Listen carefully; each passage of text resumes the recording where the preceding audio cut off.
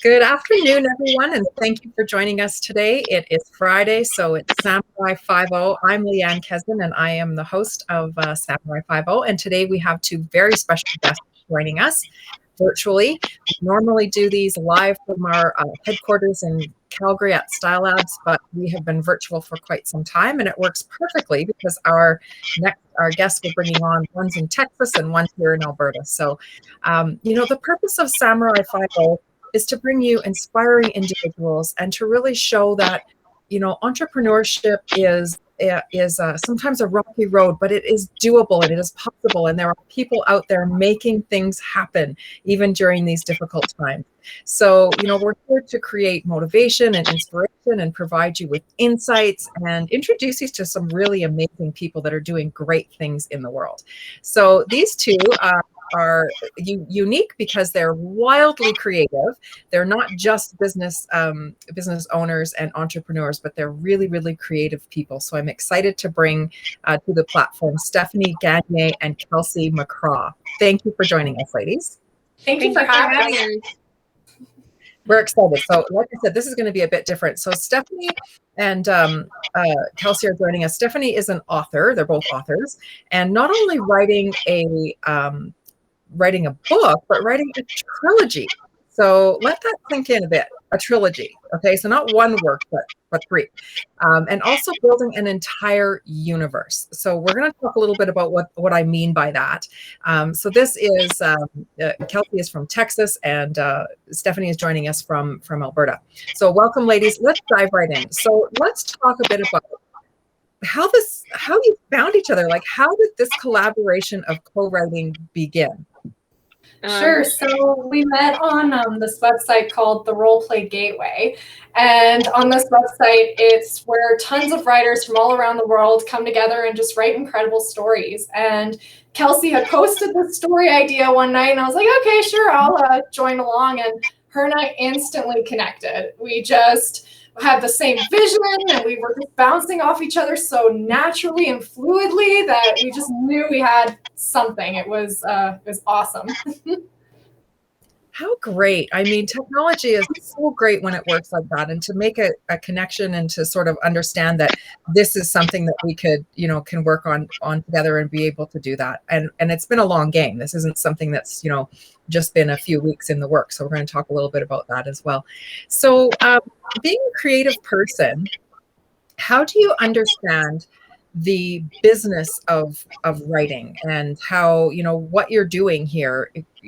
Lots of people are great writers, creative people. They like to write, maybe a blog, maybe in a journal, and that's fantastic. But how do you take that skill and that talent and figure out the business side of writing? Go ahead, Steph. Okay, sure. So Kelsi and I had to be very mindful of a lot of things. So, we need to look at the legality of everything that we were doing. So first we create a business partnership between us, a legal contract that binds us. So Kelsi can't just walk away and I can't just walk away without some conditions. And when it came to finding our editor, we're very mindful of who we engage in business with. We didn't want to lose creative control. We didn't want somebody else to have rights to our work. So we went through a lot of editors. We shopped around, and then we found Eliza from Clio Editing Services. And what was so great about her is she wrote the way we wrote, but she just improved our sentences. Whereas some companies were trying to rewrite everything we were doing, which it's not what we were about.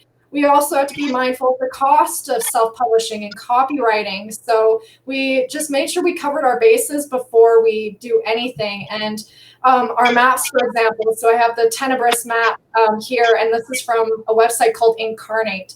And before we publish it in our book, we have to make sure we're allowed to publish it. And so we just have to keep a lot of things in mind before we release it out into the world, and just really be cautious with who gets what and how we release it.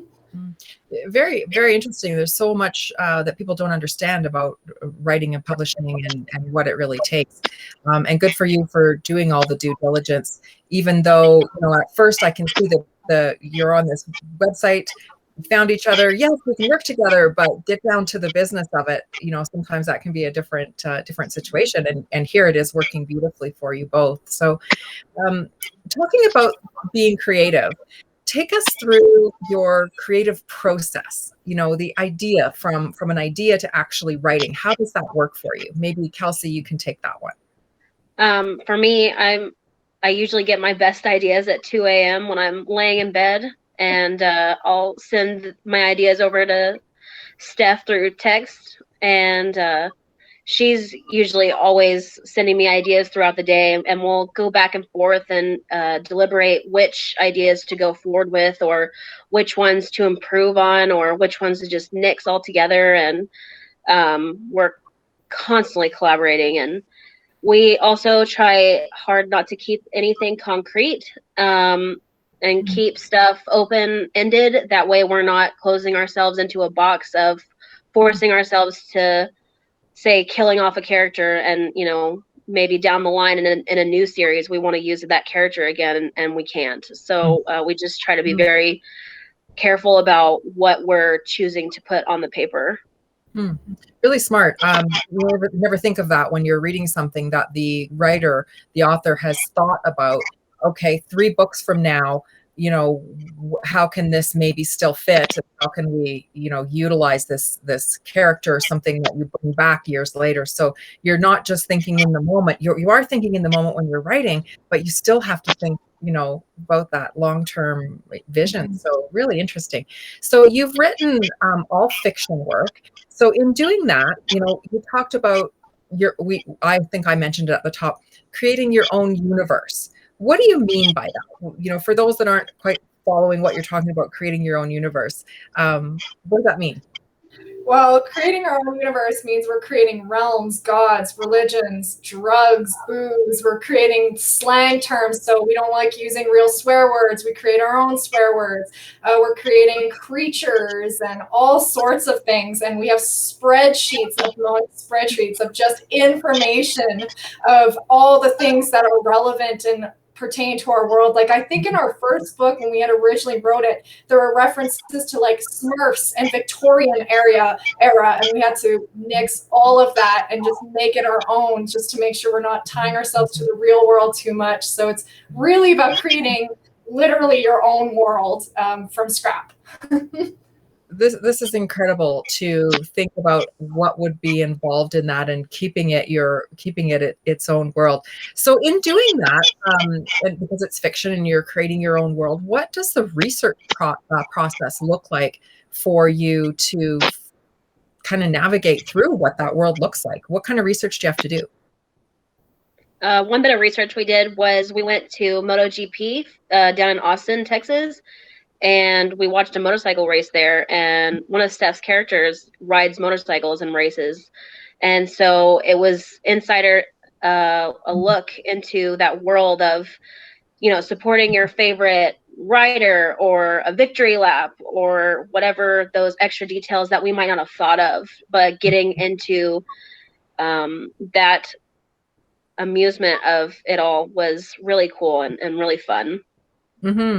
Yeah, that's cool, because I would imagine you would come out of that sometimes having learned something you didn't know about that world, that industry, and perhaps changes the direction of a character or a scene, a direction you're taking that particular scene in. So I imagine that would happen when you go research these experiences.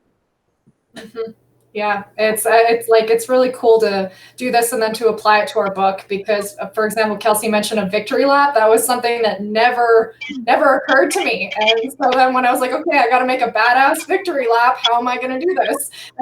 And so, especially since they're immortals, so everything with an immortal has to be really enhanced and beyond what you would do normally. Well, of course. I mean, we all know that. Never thought of that. So tell us about what the difference between co-authoring is versus working on your own projects. How does that work for you? We both like poetry, so that's something that we dabble in our own time. Eventually we plan to potentially make a book consisting of both of our works of poems, and still including one another in that, but we work on our poetry on our own. Steph also writes short stories. that are also in the Omne. And then together, when it comes to writing for Damaged Goods, we actually have a collective of characters. So Kelsi has her set of characters, Forrest, Batani, and a few others. And then there's me, Jason, Lola. And I do not dare touch her characters. I cannot write their dialogue. I cannot, I can write that, he's holding her hand instead of putting his arm around her. Sure, small actions are fine, but never in a million years will I guess Forrest's dialogue correctly. I just, so we do stay in those bubbles and interact with each other on paper, just like you have coffee with somebody. It's really just a different kind of conversation that you're having. Oh, that's really cool. So would your readers then be able to distinguish and sort of know which character belongs to what?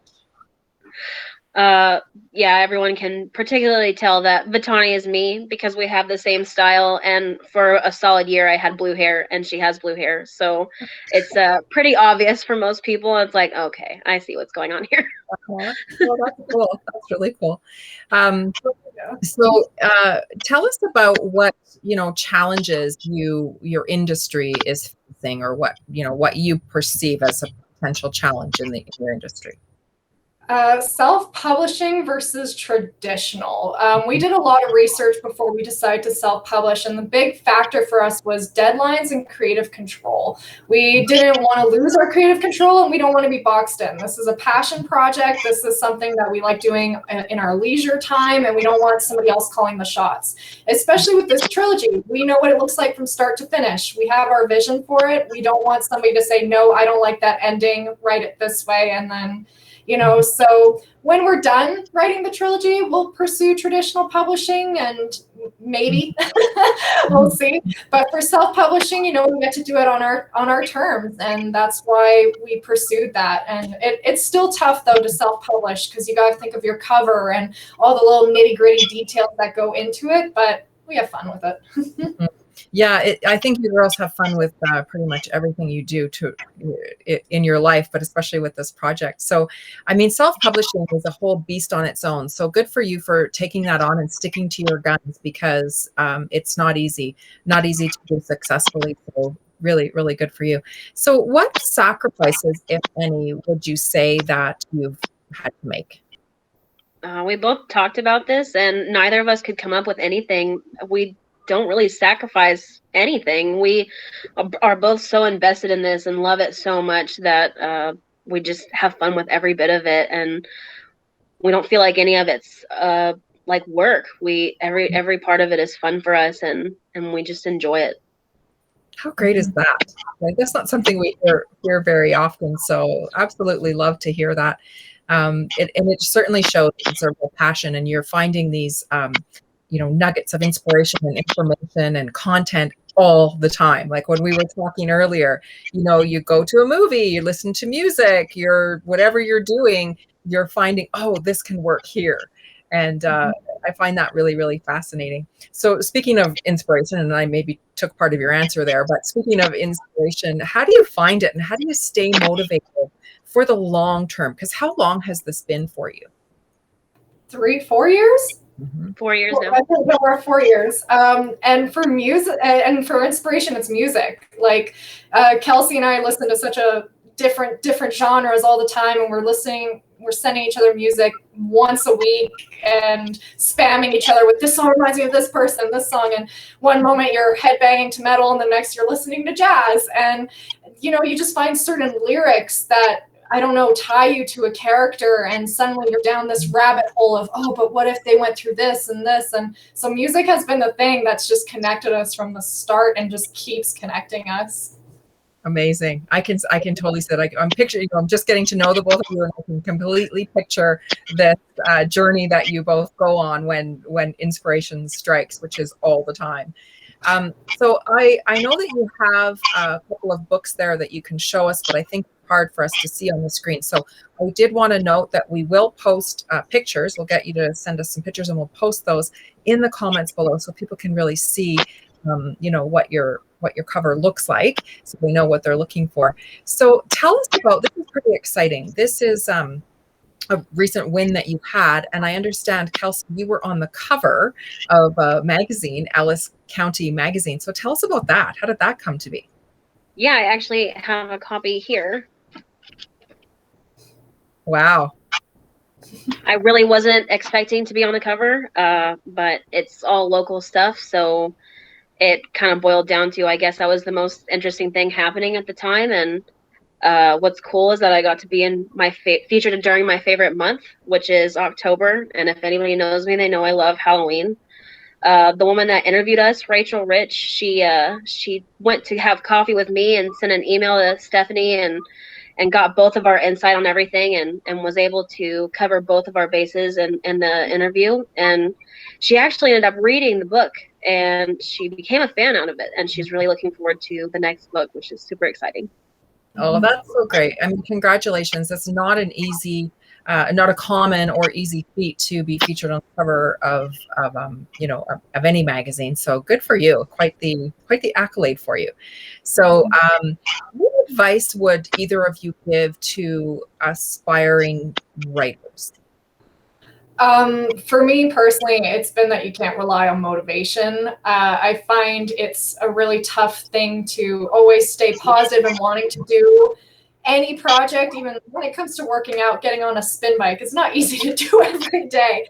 So I've really relied on and developed a discipline for this project. So some days, even when I really don't want to do it, I just dabble 30 minutes a day into whatever that's Omni related. And that's improved my writing significantly. That's improved everything that we've done significantly. And you just got to trust your creative process and go at your own pace. And as a writer, you're going to get writer's block. It's inevitable. But to avoid losing that momentum, that's where that discipline comes in, of just forcing yourself to do something, whether it is reading a book or learning new terms, anything that's related to the project to keep yourself going.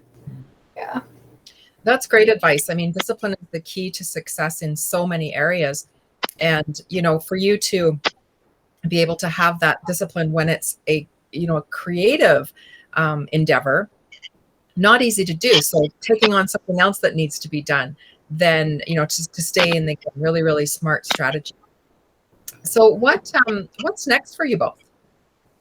Our next insert in the Damaged Goods trilogy is The Rise of Chaos. And after that, we plan on working on the third book. But after this trilogy, we still plan to pursue this writing career together until we die, probably, because I don't see either of us getting burnt out.